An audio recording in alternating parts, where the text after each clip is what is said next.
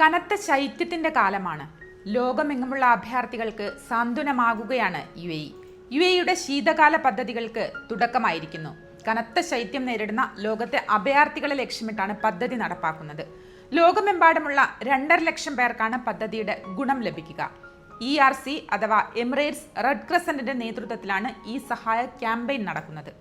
ശൈത്യകാല വസ്ത്രങ്ങൾ, ആരോഗ്യ സംരക്ഷണ വസ്തുക്കൾ, ഭക്ഷണം, താമസിക്കുന്ന ഇടം ചൂടാക്കാനുള്ള ഉപകരണങ്ങൾ, പുതപ്പുകൾ, കുട്ടികൾക്കുള്ള സാധനങ്ങൾ, മറ്റ് പാർപ്പിട സാമഗ്രികൾ എന്നിവയെല്ലാം വിതരണം ചെയ്യും.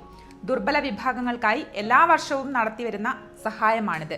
പ്രത്യേകിച്ച് പ്രായമായവർക്കും കുട്ടികൾക്കും പിന്തുണ നൽകുക എന്നതുകൂടിയാണ് പദ്ധതി ലക്ഷ്യമിടുന്നത്. ഗസ ഉൾപ്പെടെ ഒട്ടേറെ രാജ്യങ്ങളിലെ ജനങ്ങൾക്ക് ഈ പദ്ധതി വലിയ ആശ്വാസമാണ് നൽകുന്നത്. ഈ മാസം ആദ്യം ഗസയിലെ ദുരിതബാധിതർക്ക് മാത്രമായി 12 ടൺ അടിയന്തര സഹായമാണ് UAE നൽകിയത്.